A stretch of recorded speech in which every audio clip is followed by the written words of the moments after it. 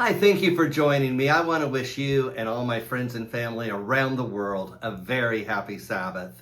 The Sabbath, of course, is when we come together to worship God, and one of the ways we worship is through our giving of tithes and offerings. And through the years, I've been studying with people who will ask, God doesn't expect me to return tithe if I don't have the money, right? Or God doesn't expect me to give offerings if I can't afford it, right? Well, let's consider a story in 1 Kings chapter 17. In 1 Kings 17, the prophet Elijah goes to a widow's house during a famine. And he asks for a drink and something to eat. And the widow tells him, there's a famine here. We're about to die. She says, I was just getting ready to go make one last meal for my son and I before we die. And then Elijah says something very interesting to her that I think took a lot of nerve, you would think. He told her, go ahead and do that, but make something for me first. Wow. You're talking to a widow and her son are about to starve to death, and you have the nerve to say, go ahead, but make something for me first? People might have thought that took a lot of nerve. People might think that it takes a lot of nerve for God to say, return your tithe to me first before you feed your family. Return your tithe to me first before you pay your mortgage payment or your rent. But that's exactly what God does. That is exactly what the prophet Elijah did. Amazingly, the woman did just as she was asked.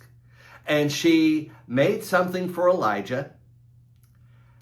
And after she put God's prophet first, the flour and oil in her home never ran out during the famine. She always had enough because she put God first.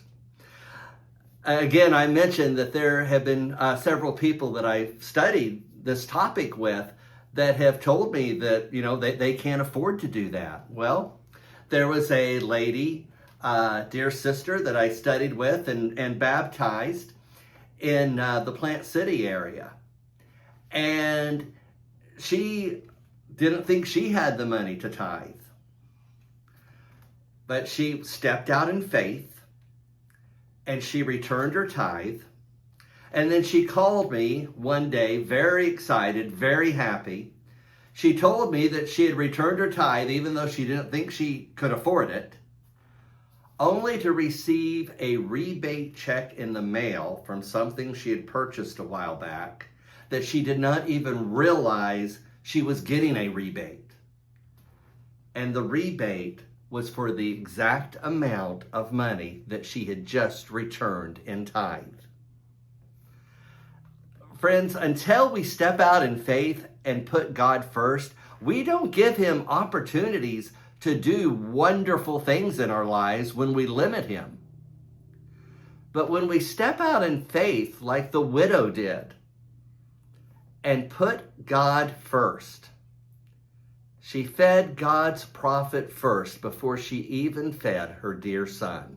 And because of that, the food never ran out for her and her son.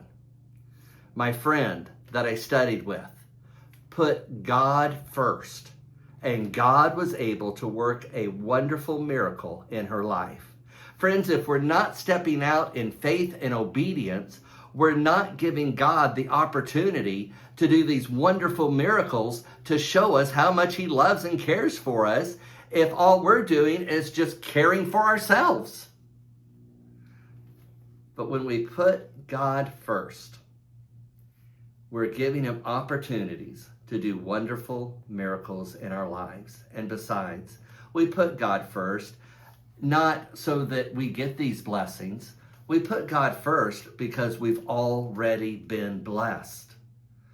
When God gave his son to die for us on the cross, he gave us the most precious gift he could give in all the universe. When we return our tithes and offerings, we're not returning our tithes and offerings because God needs our money. He doesn't need our money.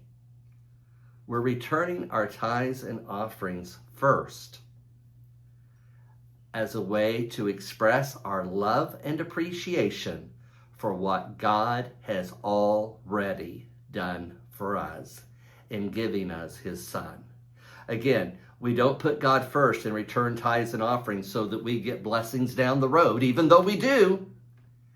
We return our tithes and offerings as a way of saying, thank you, God, for already blessing me. Thank you, God, for already giving me your Son to die in my place.